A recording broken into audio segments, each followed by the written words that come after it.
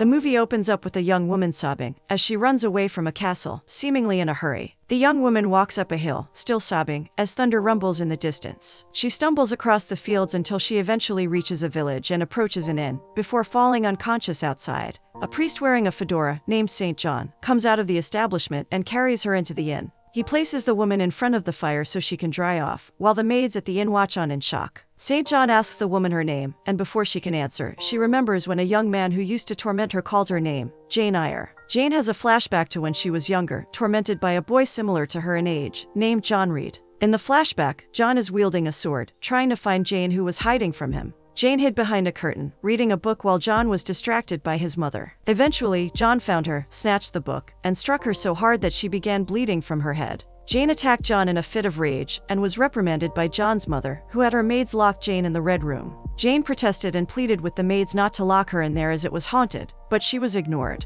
Later, John's mother, who is also revealed to be Jane's aunt, has a meeting with Mr. Brocklehurst, a senior member of staff at Lowood School. Jane's aunt plans for her niece to be sent away to this school and implores Brocklehurst to keep a strict eye on her. Brocklehurst eventually takes his leave, and once they're finally alone, Jane tells her aunt that she hates her and that she will be judged for all that she has done. Back in the present time, Jane answers St. John's question by telling him her name. He then asks who he can ask to come get her, to which she responds no one, and that she mustn't ever be found. She joins St. John and the two maids who help, named Diana and Mary, for breakfast. Both Diana and Mary are excited to have Jane with them, as they both agree that she is the most exciting thing that's ever happened to them. Jane thanks St. John for all that he has done for her, to which he responds that she should tell him where to leave her. Mary and Diana again reiterate that they want Jane to stay, though St. John reminds the pair that they are set to leave by the end of the month. Jane states that she only wants to know where she may be able to work, to which St. John replies that he'll help her if that is what she truly wants. St. John then asks about the school Jane was at, asking if the school gave her a thorough education. Jane recalls the beating she received there, smiles, and replies that the education was most thorough. In the past, during her time at Lowood School, Jane witnessed a teacher iterate, though St. John reminds the pair that they are set to leave by the end of the month. Jane states that she only wants to know where she may be able to work, to which St. John replies that he'll help her if that is what she truly wants. St. John then asks about the school Jane was at, asking if the school gave her a thorough education. Jane recalls the beating she received and replied, whose name was Helen, offered Jane food which she gladly accepted. Helen and Jane eventually became good friends, and one day, Jane asked her how she managed to take all the beatings she's received. Helen responds by stating her belief that she's being hit by Miss Scatcherd to improve her, and that she's tormented by her faults. Jane snapped back, saying if she hit her, she'd break her birch when she wasn't looking. Jane ends up confiding in Helen, admitting that she believed that her aunt never loved her, though Helen assures her that she is loved. Jane is still at St. John's home, drawing, when suddenly, Mary comes up to her. Mary's curiosity gets the better of her and she takes one of Jane's drawings, specifically one that she's done of St. John, and shows it to him, revealing how talented Jane is. St. John stares at the drawing in amazement, asking Jane if that's how she perceives him. Jane says nothing, only nodding her head in confirmation. Sometime in the past, Helen fell severely ill while still at school. She asked Jane to spend the night with her one day, and Jane agreed, believing that no one would separate her from her closest friend. Jane fell asleep holding Helen's hand, whose condition was worsening. The next morning, while Jane was still asleep, she was carried away by a teacher as some other staff members took care of Helen's body, who had perished in the night. In the present, the time has come for Mary and Diana to leave St. John's service, and he and Jane watch on as they leave the home. As St. John is waving the two girls away, Jane asks him if he has found a job for her, which he confirms he has. However, St. John feels that the post may be beneath her as she has received an education from what he believes was a prestigious school. St. John reveals that he had opened a school for boys, and now intends to open a school for girls, and if the job isn't too beneath her, he would like Jane to be the headmistress of the new school. Jane immediately accepts the position, to St. John's surprise. In another flashback, Jane eventually left Lowood School when she grew older and became a private tutor. She ended up tutoring at Thornfield Hall and was first greeted by Mrs. Fairfax when she arrived, an elderly woman who was the housekeeper. Jane mistakes Mrs. Fairfax for being the owner of Thornfield Hall but is quickly corrected and told that her pupil is the child of the real owner, Edward Fairfax Rochester. The next morning, Jane finally got to meet the child she would be asked to tutor, the young ward of Edward Rochester. The main issue at hand was that the girl, whose name was Adele, did not speak English but rather French. Fortunately, Jane herself could speak French too, and the two engage in conversation. Jane asks Adele what she knows, and the girl gets up and starts singing and dancing in French, which Mrs. Fairfax watches on in bemusement. Jane and Adele eventually become close, as they spend time together daily. Jane attempts to help the girl learn to speak English, though Adele likes speaking about other things. Adele informs Jane that she believes that at Thornfield Hall, a woman with dark hair walked the halls at night. She goes on to say that the woman is rumored to go around and suck the blood of her victims, though Jane dismisses this as nonsense. Later, Jane is staring out of a window when Mrs. Fairfax joins her. Jane expresses how she has started to feel as if her life has passed her by, that she's never spoken to men or even seen a city. Mrs. Fairfax changes the subject and asks her if she would post some letters that she has to send out, and Jane agrees. Jane heads out to post the letter given to her, when suddenly while she's walking through the woods, a man falls off his horse just behind her. The man, who looked like a wealthy individual, was riding his horse accompanied by a dog when he suddenly fell off near Jane. The man asks Jane if she can fetch his horse for him, but his horse refuses to be tamed by Jane. The man then asks Jane to help him back on the horse, asks her to post her letter with haste as it's getting dark, and then rides off. The evening, after Jane arrives back from posting the letter, Mrs. Fairfax approaches Jane and asks her to wear another dress. Jane seems confused by this and questions why she should do so. Mrs. Fairfax reveals that Mr. Rochester has arrived and wants to meet her immediately, and that he's not in the best of mood as he just fell off his horse. Jane realizes that Mr. Rochester is the man she met out in the woods earlier, before she had posted her letter. Edward Rochester is staring into the fire, sitting with Adele by his side. Edward starts off the conversation by asking Jane if she has a tale of woe, to which Jane replies that she does not. Jane explains that she grew up in a household even larger than Thornfield Hall, received the best education she could hope for at a prestigious school, and is now in a respectable job. Edward doesn't accept this, rather he accuses Jane of bewitching his horse. She is offended by this and immediately pleads her innocence, though it seems as though Edward himself has no faith in the accusations he is making. He then opens the book in his hand, which Jane recognizes as her sketchbook. Edward asks her where she got the ideas for the drawings from, and she replies that they came from her head. He states that her pleasures are few, then hands the book back to Jane, who takes it and bids him goodnight. The next day, Adele and Jane were having lunch with Mrs. Fairfax, when suddenly they heard gunshots from outside. Jane asks Mrs. Fairfax what kind of man Edward is, to which she replies that he is usually good company, though his mood can quickly change. Adele quickly gets up from her seat to see Edward firing shots from his gun, as he loudly shouts instructions at some of the boys accompanying him. Later that evening, Edward is playing the piano and sends Mrs. Fairfax away, before she can hand him a cup of tea. Adele runs into the room to show her new dress to Mrs. Fairfax and Jane, speaking in French as she does so. Edward asks Jane to sit with him, as he admits to her that he believes he'll enjoy her company, since she is neither child nor elderly. He asks Jane why she stares at him intensely, if she finds him handsome, which Jane denies. Edward asks why that is, as he points out that she's blushing while speaking to him. Jane states that she believes that there is more to beauty than just physical looks, and Edward replies that he would like to get to know her better, to treat her as an equal rather than just someone who works for him. He admits that he feels very little which resembles happiness, due to being dealt a tough hand from fate, though in its stead he seeks to acquire pleasure whatever the cost. Jane listens intently, though she has no answer for Edward when he asks her if she ever laughs. Edward states that if he wanted an angel wearing robes of light he would get it.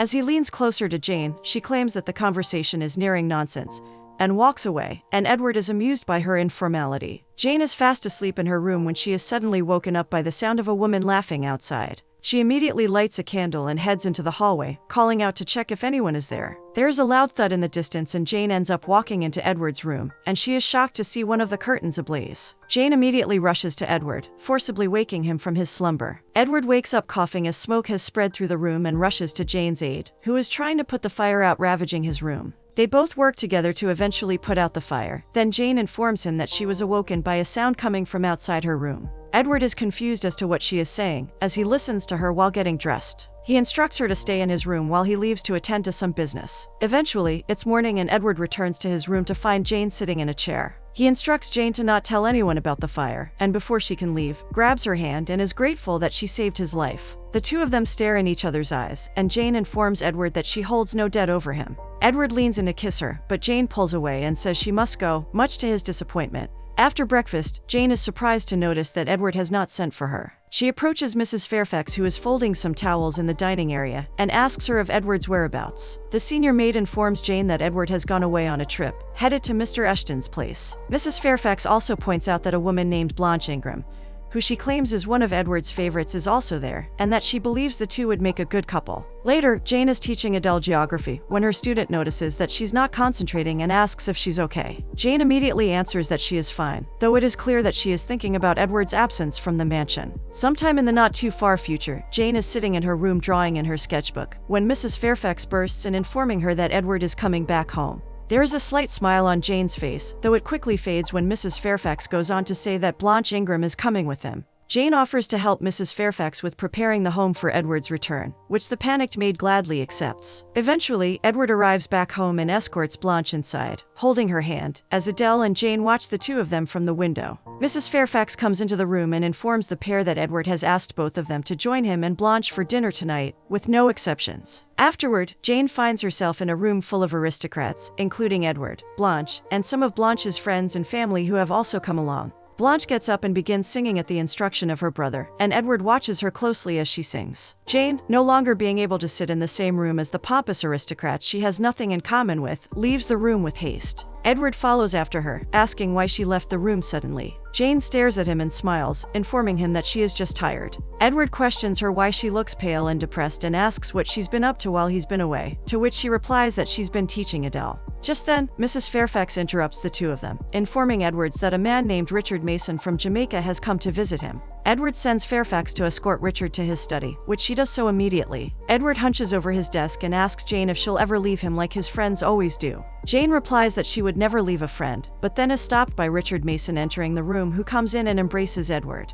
During the night, Jane is again awoken by strange sounds, this time the screams of a woman. She exits her room to see that she wasn't the only one who was awoken by the noise. Blanche and the rest of the wealthy guests are in a room, asking Edward what the noise that awoke them was. Edward dismisses it as simply one of the maids having a nightmare, a reason the guests all accept without further questions. As the guests all head back to their rooms, Edward takes Jane by the hand and escorts her into a room where Richard is lying wounded, a deep gash in his back. Richard has been attacked, and Edward instructs Jane to clean his wound but to not speak to him, as he leaves to find a doctor for his injured friend. As Jane is attending to Richard, she hears sounds coming from a wall in the room. She walks closer to the wall, realizing there is a room behind it, and that it is likely the source of the strange noises. Suddenly, Edward comes back with the doctor and immediately instructs him to tend to Richard, so that he can leave in the morning. The next morning, Richard is helped into a carriage by Edward and some other men. Jane is watching on, and as Edward comes back inside, she questions him about the hidden room behind the wall. Edward informs her that he is unable to speak about that, though its truth is something that he has wished to run away from for a very long time. He goes on to admit that he feels as if happiness has eluded him, though he has met a woman whom he wishes to acquire. Jane advises him that he should not give up on acquiring this woman, especially if she feels the same way about him. This confuses Edwards as he asks if she knows who the woman in question is, to which Jane replies that she believes it is Blanche. Edward corrects her, informing her that the one whom he wishes to acquire is Jane herself, and if she would help him to acquire happiness. Jane responds that she would be willing to do anything for his happiness, anything that would be deemed correct. Edward picks a flower and puts it in Jane's hair, before she walks away from him. The following day, Jane is out walking through the grounds searching for Edward. She ends up finding him with Blanche, who is extremely displeased to see Jane as she is busy playing some sort of game with Edward. Jane interrupts the two of them, and before Edward heads off with her, Blanche asks him if Jane wants him and refers to her as the creeping creature. Once in his study, Jane hands Edward a letter she's received from her old nurse. Jane informs him that she is to return to her aunt's home immediately, as her cousin, John, has committed and her aunt has had a stroke. Edward grants her permission to leave but asks that she not stay long. Jane then informs him that she's not received any wages and needs funds for her journey. Edward asks how much he owes her, to which she replies that he owes her £30, but hands her 50, asking her to accept her wages. Jane refuses to accept more than she's owed, though Edward only has a £10 note, which Jane accepts and states that Edward owes her the rest. Edward asks her if she trusts him, to which Jane replies she does not, and leaves the room while he is stood there smiling at her comment. Jane finally arrives at her aunt's home, and when she gets there, Mrs. Reed is coughing and looks in a terrible state. The first conversation aunt and niece have had in years begins with Mrs. Reed apologizing to Jane, as she believes she has wronged her twice. She then instructs Jane to open a box on the desk. Inside it is a letter from one of Jane's uncles, John Reed. Jane reads the letter, realizing that her Uncle John wanted to leave his entire fortune to Jane, as he had no other heirs. However, Jane is surprised that this is the first time she has heard of this, as the letter was sent to her aunt just 3 years ago. Mrs. Reed admits to ruining it for her, admitting that she wrote back to her uncle and informed him that Jane had perished at Lowood School.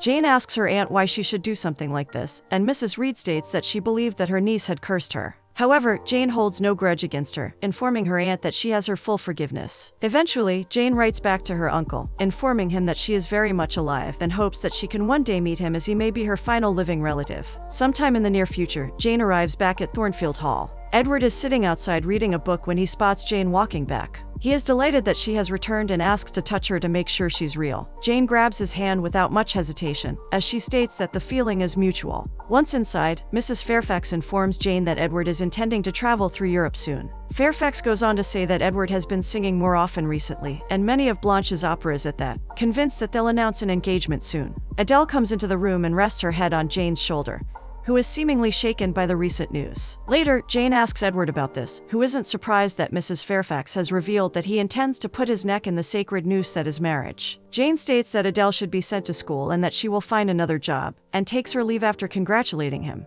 Edward runs after her and asks her not to leave as he believes that they have at least become very good friends. Jane agrees and admits that it strikes her with anguish to be torn from him, which prompts Edward to ask why she must leave. She replies that it's because of his future wife and that she has feelings, and so cannot stand to become nothing to him. Jane goes on to inform him that despite what status, wealth, and beauty he has over her, in the eyes of God they are equal. Edward agrees that they are equals, and so offers his heart to her by asking her to marry him. Jane doesn't know how to respond, believing that he is mocking her. She asks him that she thought he had chosen Blanche to be his wife, though Edward calls Blanche a machine without feelings. Jane stares at Edward and asks him if he loves her, and he admits that he does, before the two kiss and Jane accepts his marriage proposal. Jane and Edward continue to be affectionate to one another throughout the rest of the day, and they end up being spotted by Mrs. Fairfax. The next day, Fairfax and Jane talk to each other. The senior maid explains to Jane that men in Edward's position aren't accustomed to loving their workers. Mrs. Fairfax states that she doesn't want to hurt Jane's feelings, but only wants to advise her to keep up her guard.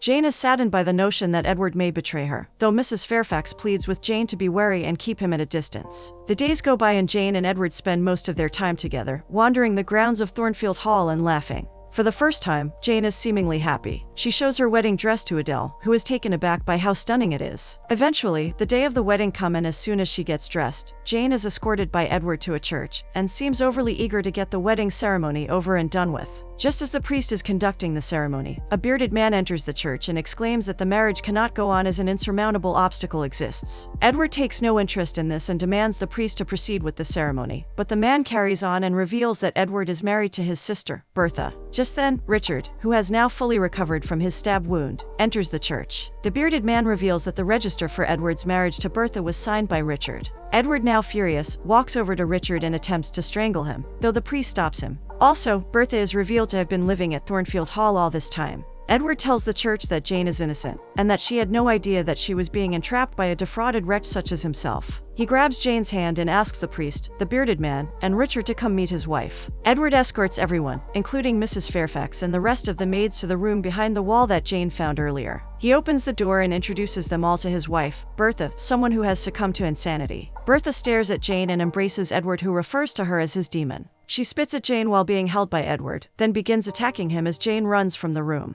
Jane goes to her room and peels off the wedding dress as she sobs, looking at herself in the mirror as she does so. Later that day, Jane finds Edward lying on the floor and he immediately asks for her forgiveness. Edward asks why Jane isn't screaming at him, or even cursing him, and Jane asks him to move aside as she needs some water. Just as she passes him, she feels something and collapses, and is carried off by Edward. Eventually, Jane feels better, and she turns her head as Edward tries to kiss her. Edward again asks Jane to be his wife, although she responds that she must now leave him as he has a wife. However, Edward is not giving up on her, stating that they will not part till the end. Jane calls him a liar, and Edward admits that he has been deceiving her. He asks her if she would drive him to madness rather than break some mere human law, as Jane is sitting there crying. Both of them begin crying, holding each other, till she knocks his hand off herself and leaves the room. The next day, Jane gathers her things and runs from Thornfield Hall, which we see in the opening scene. Edward comes into her room to see that the only thing Jane has left behind is her wedding dress. He runs to the window, which has been left open, and screams out her name. Back in the present day, St. John pays Jane a visit, who is now teaching at his village school for girls. He asks Jane if the work is hard, to which she responds that she enjoys it and that she is thankful for the generosity of her friends who have allowed her to live a free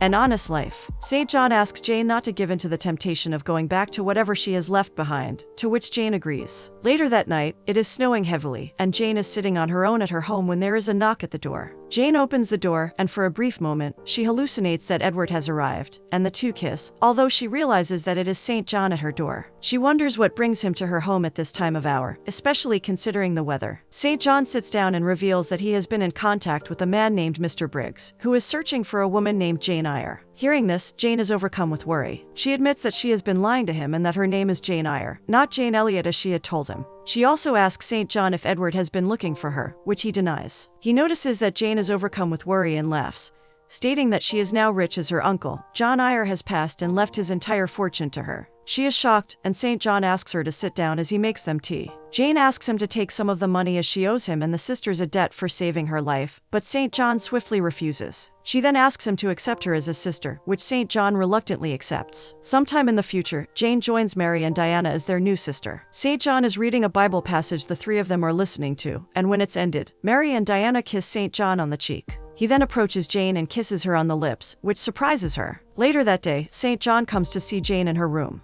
He informs her that he is set to travel to India as a missionary soon, and would like to accompany him as his wife, and if she would accept, he would like to claim her. Jane is surprised by this and replies that she isn't fit for it, and St. John leaves. Jane then leaves her room and meets St. John outside. She informs him that she agrees to travel to India with him, which pleases him, though doesn't agree to marry him. This confuses St. John as he doesn't know how he'd be able to take a 19-year-old girl with him if she isn't his wife. Jane urges him to reconsider that notion, as she claims to love him like a brother and not a husband. This frustrates him, who accuses Jane of still being in love with Edward. Just then, as he is shouting her name, Jane thinks she hears Edward calling out to her and begins walking up the hill. Later, Jane in a carriage headed for Thornfield Hall. As soon as the carriage stops, she gets out and runs as fast as she can towards the mansion, only to find that it is now a burned-down ruin. Jane looks around the ruins horrified as to what could have happened, and just then, she sees Mrs. Fairfax, who can hardly believe she's returned. Mrs. Fairfax has a conversation with Jane, stating that she believes that Bertha was responsible for the fire as she tried and failed to do it last year. She goes on to reveal that Bertha stood on the roof of the mansion as it burned beneath her, and while Edward begged her to come down, she ended up.